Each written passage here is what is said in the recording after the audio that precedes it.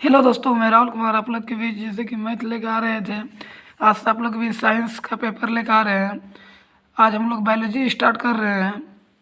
Biology ख़त्म होने के बाद फिजिक्स केमिस्ट्री तीनों पेपर को देखेंगे, क्योंकि रेलवे का एग्ज़ाम हम एनटीपीसी का डेट घोषित कर दिया गया है।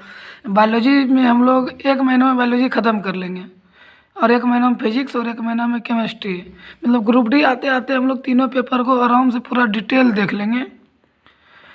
जैसे कि हम लोग बायोलॉजी भी स्टार्ट कर रहे हैं तो पूरा टाइप बाय टाइप जितना अभी तक एग्ज़ाम में पूछा गया है और जितना अभी तक पूछेगा वो सारा क्वेश्चन आपको यहाँ पे मिलने वाले हैं। जैसे कि हम लोग कोशिका देखेंगे, फिर कंकाल तंत्र देखेंगे, फिर पेशीय तंत्र देखेंगे, पाचन तंत्र देखेंगे और श्वसन तंत्र, परिसंचरण तंत्र, रक्त ब्लड ग्रुप, इसी प्रकार जितना सारा टॉपिक बाय टॉपिक हर एक टॉपिक को क्लियर करते जाएंगे हम लोग। अब हम लोग स्टार्ट कर रहे हैं कोशिका।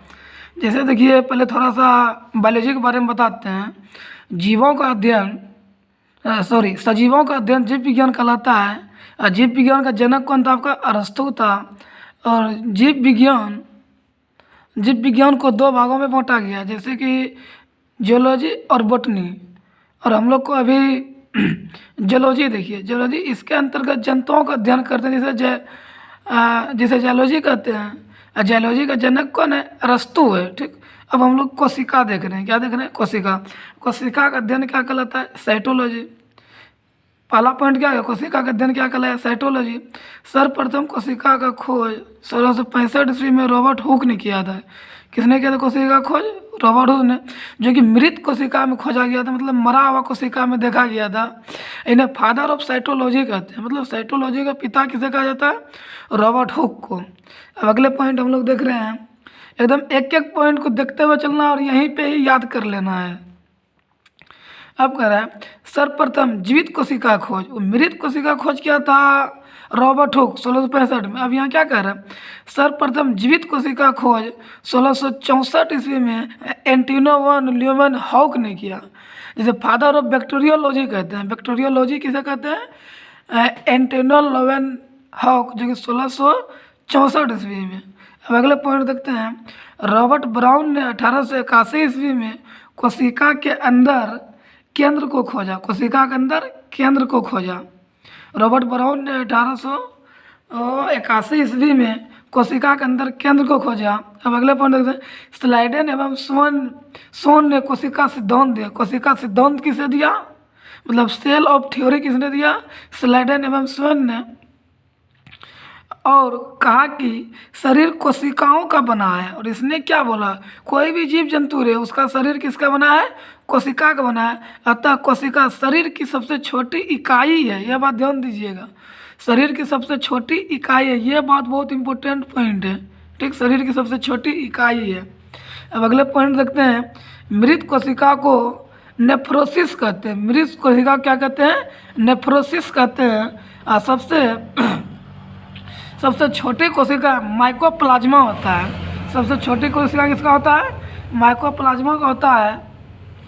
सबसे बड़ी कोशिका शुतुरमुर्ग के अंडे का होता है। सबसे बड़ी कोशिका किसका? शुतुरमुर्ग के अंडे का होता है। अब हम लोग आगे देख लेते हैं। सबसे छोटी कोशिका तंत्रिका तंत्र, जो कि ब्रेन में पाया जाता है, जिसको स्नायु कोशिका कहते हैं। ये बात दिमाग में रखिएगा। सबसे बड़ी कोशिका किसको कहते हैं? तंत्रिका तंत्र। आगे चलिए, ब्रेन के बारे में पूरा डिटेल हम लोग देखेंगे। अब नोट का कुछ पॉइंट देख लेते हैं। अब कह रहा तंत्रिका कोशिका में किसी भी प्रकार का विभाजन नहीं होता। मतलब ब्रेन में जो है चोट लग जाने पे आदमी का ब्रेन एकदम नर्वस हो जाता है उसमें, क्योंकि कोशिका उत्पन्न नहीं होता और कहीं चोट लगता है तो ठीक हो जाता है। इसलिए ब्रेन को हम लोग को बचा कर रहना चाहिए, उसमें जल्दी चोट नहीं लगना चाहिए। अब यहाँ पे आगे है। अतः क्षतिग्रस्त कोशिका को ठीक नहीं कर पाते हैं। जो भी कोशिका चोट लगा उसको ठीक नहीं कर पाते हैं और इसी कारण सर में चोट लगने से शीघ्र ही मृत्यु हो जाता है। अब दूसरा पॉइंट हम लोग देख लेते हैं। सबसे तेजी से कोशिका विभाजन लीवर, मतलब यकृत, जिसको जिगर में होता है, और अपने क्षतिग्रस्त कोशिका को स्वतः ठीक कर लेता है। जो भी नष्ट होता है वहाँ तुरंत ठीक हो जाता है। अब देखते हैं कोशिका कंग। कोशिका कंग में हम लोग देख रहे हैं जीव द्रव के बारे में देख रहे हैं। किसके बारे में देख रहे हैं? जीव द्रव के बारे में। अब तो जीव द्रव्य कोशिका के अंदर जीव द्रव पाया जाता है। कोशिका के अंदर क्या पाया जाता है? जीव द्रव पाया जाता है। अब अगर इसका खोज पुरकंजे किया था, इसका खोज किसने किया था? पुरकंजे। ये एक तरल गाढ़ा पदार्थ है, तरल गाढ़ा एकदम चिपचिपा टाइप का। इसे जीवन का आधार कहते हैं, इसे जीवन का आधार कहते हैं। सभी जैविक से क्रियाएँ इसी द्रव के अंदर होता है। इसका 80% भाग जल होता है। एक बात आप दिमाग में ये रखिएगा, इसमें जीव द्रव में कितना परसेंट भाग जल होता है? 80% भाग। इसको दो भाग में बांटा गया, एक कोशिका द्रव, एक केंद्रिका द्रव। केंद्रिका द्रव केंद्र को सूखने से बचाता है, और कोशिका द्रव क्या होता है? कोशिका को सूखने से बचाता है। अब हम लोग कोशिका भित्ति को देख लेते हैं। कोशिका भित्ति देखिए, सेलुलोज का बना होता है, और यह पादप में ही सिर्फ पाया जाता है। मोस्ट इम्पोर्टेंट है, कोशिका भित्ति सेलुलोज का बना जाता है, जो पादप में ही बना जाता है। अब देखिए, पेड़ पौधा से ही कागज सब बनता है, इसीलिए पादप, इसीलिए कोशिका पूछता है कागज किससे बनता है? सेलुलोज से। कागज किससे बनता है? सेलुलोज से। ये पेड़ पौधे को सुरक्षित रहता है, पेड़ पौधे सुरक्षित। अब अगले पॉइंट देख लेते हैं। जीवाणु एक पादप होता है। जीवाणु क्या है? एक पादप होता है, जिसकी कोशिका भित्ति पेडोग्लाइकॉन की बनी होती है। पेस्टिडोग्लाइकन की बनी होती है। ठीक, जीवाणु कोशिका भित्ति किसकी बनी होती है? पेस्टिडोग्लाइकन की। कवक का कोशिका भित्ति काइटिन का बना होता है। कवक का किसका बना होता है? काइटिन का। यहाँ पे ऋण हो गया, काइटिन का बना होता है। ठीक, अब हम लोग देखते हैं कोशिका झिल्ली, सेल मेम्ब्रेन। यह जंतु और पादप दोनों में पाया जाता है। यह जंतु और पादप दोनों में पाया जाता है। कोशिका के अंदर के सभी अवयव इसी झिल्ली के अंदर रहते हैं। कोशिका के अंदर जितना भी अवयव है, मतलब क्या, माइटोकॉन्ड्रिया, जीव द्रव, यह सिर्फ जो भी चीज़ है, ये सब मतलब कोशिका झिल्ली के अंदर ही पाया जाता है। कोशिका झिल्ली तो हर एक चीज़ में पाया जाएगा, लेकिन कोशिका भित्ति हर एक चीज़ में पाया नहीं जाता है। अब हम लोग आगे देखते हैं। यह कोशिका के अंदर जमने वाले पदार्थ को नियंत्रण करता है। यह कोशिका के अंदर जमने वाले पदार्थ को नियंत्रण करता है। यह अर्धपारगम्य होता है, यह अर्धपारगम्य होता है। ठीक, अब माइटोकॉन्ड्रिया को देख लेते हैं हम। हिंदी होता है सूत्रकणिका का। इसका खोज अल्टमैन किया है। माइटोकॉन्ड्रिया खोज किसने किया है? अल्टमैन किया है। ये ऑक्सीश्वसन है। ये कैसा है? ये ऑक्सीश्वसन है। यहाँ क्रेब्स चक्र, ये बहुत इंपॉर्टेंट है, पूछता है क्रेब्स चक्र कहाँ होता है? तो माइटोकॉन्ड्रिया में। क्रेब्स चक्र कहाँ होता है? माइटोकॉन्ड्रिया में, जिसके फल से एटीपी तथा ग्लूकोज बनाते हैं। एटीपी तथा ग्लूकोज बनाते हैं और हमें ऊर्जा मिलती है। इसी कारण इसे कोशिका का पावर हाउस कहा जाता है। देखिए, एटीपी ग्लूकोज हमको क्या मिलता है? ऊर्जा मिलता है। इसी कारण इसको क्या बोलते हैं हम लोग? कोशिका का पावर हाउस। कोशिका का पावर हाउस इसको बोलते हैं, माइटोकॉन्ड्रिया को। माइटोकॉन्ड्रिया, अब आगे हम लोग देख लेते हैं। माइटोकॉन्ड्रिया के आंतरिक दीवार को क्रिस्टी कहते हैं। ये बात बहुत इंपॉर्टेंट है। माइटोकॉन्ड्रिया के आंतरिक दीवार को क्या कहते हैं? क्रिस्टी कहते हैं। माइटोकॉन्ड्रिया के आंतरिक दीवार को क्या कहते हैं? क्रिस्टी। ठीक, अब हो गया, याद हुआ माइटोकॉन्ड्रिया। इसका खोज अल्टमैन। यह क्रेब्स चक्र बनाता है, इसे हमें पावर हाउस कहा जाता है। अब अंतःप्रदव जलिका, अंतःप्रदव, यह कोशिका के अंदर आंतरिक सहायता करता है। कोशिका के अंदर आंतरिक मतलब अंदरूनों की सहायता करता है। इसे कोशिका का आंतरिक कंकाल कहते हैं। इसे कोशिका का आंतरिक कंकाल कहते हैं। यह 2 प्रकार का होता है। ये कितना प्रकार का होता है? 2 प्रकार का होता है। अब आगे थोड़ा यह देख लेते हैं। स्तोमुत, यह कार्बोहाइड्रेट तथा वसा का बनाता है। स्टोमुत ईआर मतलब इंडोप्लाज्मम रेटिकुलम। स्टोमित इंडोप्लाज्मम रेटिकुलम मतलब यह कार्बोहाइड्रेट और वसा का निर्माण करता है। यह कार्बोहाइड्रेट और किसका निर्माण करता है? वसा का। अब रूप मतलब रफ इंडोप्लाज्मिक रेटिकुलम। अब इसको देख लेते हैं, ये क्या कहता है? यह कोशिका के अंदर सबसे छोटा अंग है। यह कोशिका के अंदर क्या सबसे छोटा अंग है। यह प्रोटीन का निर्माण करता है। यह किसका निर्माण करता है? प्रोटीन का निर्माण करता है। इसे प्रोटीन का फैक्ट्री भी कहते हैं। यहाँ सॉरी, इस पे रब जो है राइबोसोम होता है। रब क्या होता है? राइबोसोम होता है। यह प्रोटीन का निर्माण करता है। याद रहा, स्टोमुथ, यह देखिए अंतःप्रद्रव्य जालिका में दो पार्ट, एक स्टोमुथ अंतःप्रद्रव्य जालिका, एक रफ, एक ठीक। अब यहाँ रफ में क्या आ रहा है, इस पर राइबोसोम होता है, यह प्रोटीन का निर्माण करता है, ठीक। अब देखिए राइबोसोम के बारे में देखते हैं। यह कोशिका के अंदर सबसे छोटा अंग है। पूछता है कोशिका के अंदर का सबसे छोटा अंग कौन है, राइबोसोम, ठीक। अब करा ये प्रोटीन का निर्माण करता है, किसका निर्माण करता है, प्रोटीन का निर्माण करता है, अतः इसे प्रोटीन की फैक्ट्री कहते हैं। अब दिमाग लगाएगा, प्रोटीन का फैक्ट्री किसे कहते हैं, राइबोसोम। राइबोसोम दो प्रकार का होता है, एक 70S राइबोसोम जो कि अविकसित होता है, एक 80S राइबोसोम। अब देखो 70S को देखते हैं, ये हल्का होता है तथा प्रोकैरियोटिक कोशिका का बना होता है। 70 क्या चीज़ का बना होता है, प्रोकैरियोटिक कोशिका का बना होता है। अब देखते हैं 80S राइबोसोम, यह भारी होता है, ये यूकैरियोटिका का बना होता है, यूकैरियोटिक का बना होता है। अब आगे हम लोग देख लेते हैं गोल्जी बॉडी। आगे क्या देख लेते हैं हम लोग, गोल्जी बॉडी देख लेते हैं। इसकी खोज कैमिलो गोल्जी ने किया है। इसका खोज किसने किया है, कैमिलो गोल्जी ने। गोल्जी बॉडी खोज कैमिलो गोल्जी। अब कह रहा है यह पादपों का परिवहन करता है और इस यातायात में सहायक, बोलता है यातायात में सहायक कौन होता है, गोल्जी बॉडी। यातायात में सहायक कौन होता है, गोल्जी बॉडी। अब सेंट्रोसोम देखते हैं, जैसे हिंदी कहते हैं तारिका है, तारिका। सेंट्रोसोम का खोज किसने किया है, बोबरी। किसने किया है, बोबरी। यह कोशिका विभाजन करता है, मतलब कोशिका जो भी फटाफट विभाजन करता है, सेंट्रोसोम। यह मस्तिष्क में नहीं पाया जाता, अभी तुरंत बोले तो मस्तिष्क में चोट लगने से अगर ब्रेन में लग जाए तो मृत्यु हो जाता है, क्योंकि वहाँ कोशिका का विभाजन ही नहीं होता है। जहाँ कोशिका ये, लेकिन ये कोशिका का विभाजन करता है, तो इसका मतलब मस्तिष्क में सेंट्रोसोम नहीं पाया जाएगा। अब जिस कारण तंत्रिका कोशिका में विभाजन नहीं होता है, यह केवल जंतु कोशिका में पाया जाता है। यह किसमें पाया जाता है, जंतु कोशिका में। अब पादप कोशिका में कोशिका विभाजन सेल प्लांट के द्वारा होता है। पादप कोशिका में कोशिका विभाजन सेल प्लांट के द्वारा। ऐसे हम देखिए अभी जूलॉजी बॉटनी जब देखेंगे ना, वहाँ पर डिटेल चलेगा।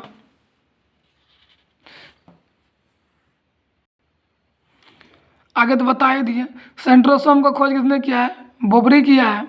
अब देखिए अब लाइसोसोम के बारे में देखते हैं हम लोग। लाइसोसोम अब कर ये कोशिका के अंदर पाचन का कार्य करता है। ये कोशिका के अंदर पाचन का कार्य करता है। अब इसके अंदर जल अपघट्य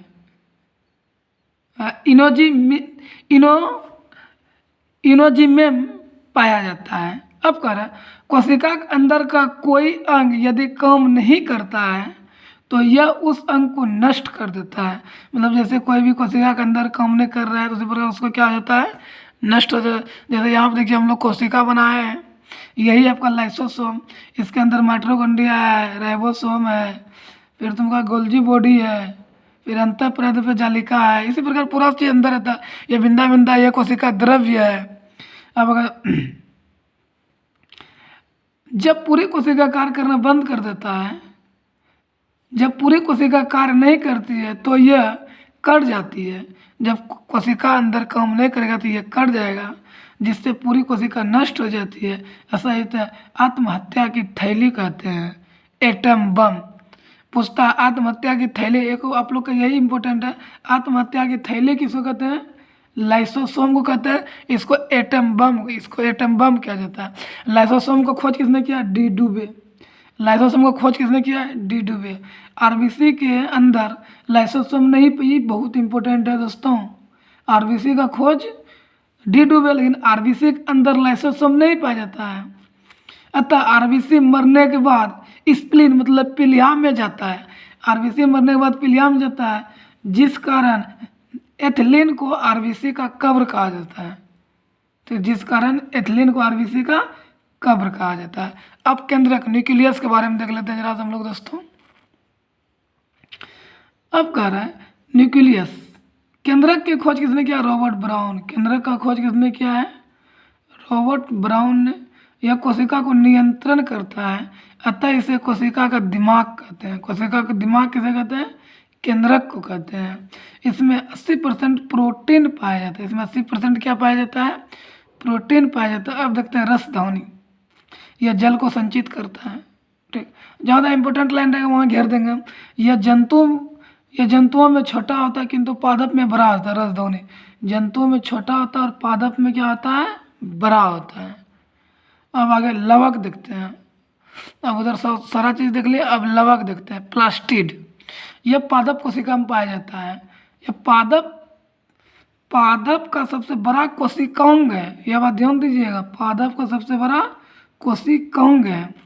यह केवल पादप में ही पाया जाता है और ये 3 प्रकार का होता है। ये पूछता है लवक किसमें पाया जाता है, जंतु में कि पादप में, तो इसलिए पादप मारना है, मतलब पेड़ पौधा में पाया जाता है। अब देखिए लवक को 3 भाग में बांटा गया, हरित लवक, अवर्णित लवक और वर्णित लवक। हम लोग हरित लवक के बारे में पहले देख लेते हैं। हरित लवक को देखिए यहाँ पे क्या होता है। अब हरित लवक ये कह रहा है, ये भोजन का निर्माण करता है। पहला नंबर, ये किसका निर्माण करता है, भोजन का निर्माण करता है। यह पत्ती तथा तना में पाया जाता है, यह पत्ती तथा तना में पाया जाता है। आपका ओवर्णिक लवक, ओवर्णित लवक, यह भोजन का संग्रह करता है, यह भोजन का संग्रह करता है।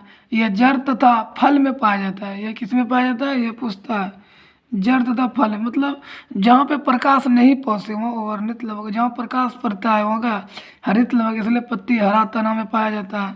आपका वर्णित लवक, यह रंग प्रदान करता है। ये क्या कहता है, हम जैसे कि कोई फल लाल होता है, कोई पीला होता है। अब टमाटर और मिर्च का रंग लाल होता है, क्यों, क्योंकि वहाँ पे लाइकोपिन पाया जाता है। वहाँ क्या पाया जाता है, लाइकोपिन। या लाइकोपेज नहीं होगा दोस्तों, यहाँ लाइकोपिन होगा।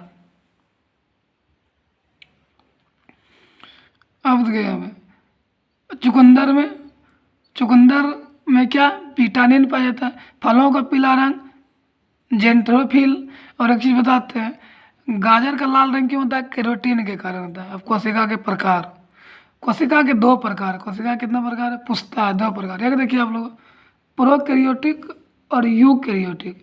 प्रोकैरियोटिक वो विकसित होता है, यूकैरियोटिक क्या होता है, विकसित होता है।